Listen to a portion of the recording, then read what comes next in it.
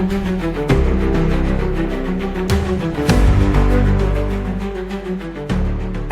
Villa ৪৪ বছর পর নিজেদের প্রথম ইউরোপিয়ান ফাইনাল উঠেছে।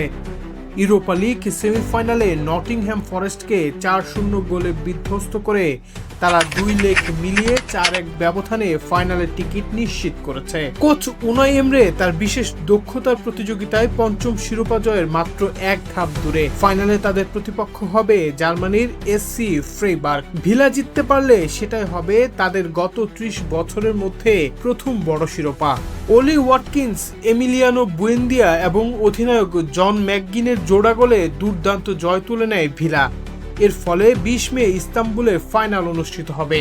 এবার এই দলটির সামনে সুযোগ এসেছে নিজেদের স্মরণীয় যাত্রাকে শিরোপা দিয়ে রাঙানোর এবং ১৯৮২ সালের ইউরোপিয়ান কাপ জয়ী ভিলা দলের পাশে ইতিহাসে জায়গা করে নেয়ার।